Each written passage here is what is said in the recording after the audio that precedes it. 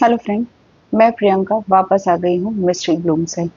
मैंने अभी आपसे पिछले वीडियो में डिस्कस किया था कि एक पलक नाम की लड़की की शादी हुई थी अमित रजक नाम के लड़के से, जिसमें दहेज की वजह से उस लड़की ने फांसी लगा ली। अब ये पता नहीं है कि उसने फांसी लगाई है या फिर इन लोगों ने सच में उसे मार डाला है। आप क्यों करते हो शादी अपने बेटों की? और अगर आपको पैसा इतना प्यारा है ना, तो ले जा करके किसी बाजार में अपने बेटे को बेचिए ना। वहां आपको ज्यादा अच्छे प्राइस मिल जाएंगे कि मेरा बेटा एक दिन के लिए बिक रहा है, कोई खरीद लो। अगर आप पढ़ा रहे हैं, लिखा रहे हैं, तो सामने वाला भी अपनी बेटी को पढ़ा रहा है और लिखा रहा है अपनी क्षमता के अनुसार।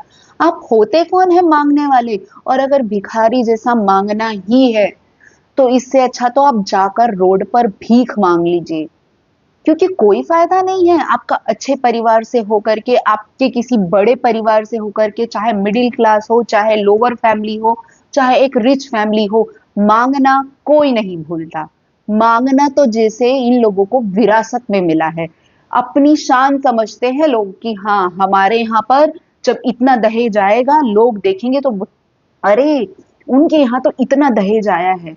क्या? अरे, किसी ने कभी ये सोचा कि कितनी मेहनत की कमाई और कितने बरसों की कमाई उस बाप ने अपनी बेटी के लिए जुटाई होगी? अरे, शर्म कीजिए आप लोग जो भिखारियों की तरह जा करके एक बाप को नोच करके आते हैं। और दूसरी बात, वही शादी में जब आपको आपके मुताबिक नहीं मिलता, तो आप लोग वहां जा करके हंगामा भी खड़ा करते हैं। आपको शर्म आती है? अगर चुल्लू भर पानी कहीं मिले ना, तो कृपा करके डूब मरिए आप लोग। ऐसी नीच सोच, ऐसी नीच भावना। मैं उस घर में रहने वाली उस औरत से पूछती हूँ कि भाई, वो औरत कितनी ज्यादा सक्षम थी अपने घर से पैसे लेके आने के लिए। बड़े बड़े ढोल और ताशे पीट देने से ये नहीं होता, हम तो वो लेकर के आए थे, हम तो ये लेकर के आए थे। कुछ नहीं लेकर के आए थे आप लोग। जो लोग अपने घर से तमीज और इंसानियत लेकर नहीं आ सकते, वो इससे ज्यादा तो क्या ही ला सकते हैं।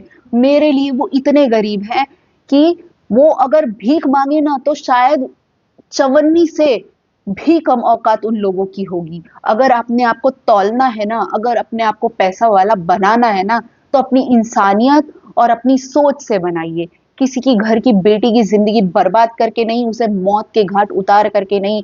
कई लोगों का तो दावा ये होता है कि हमने नहीं उसे मारा, हमने उसके साथ कुछ नहीं किया। आपके शब्द, आपकी बातें कभी आप लोगों ने सुनी है कि वो कितनी खराब होती हैं और किस तरह से सामने वाले को जहर के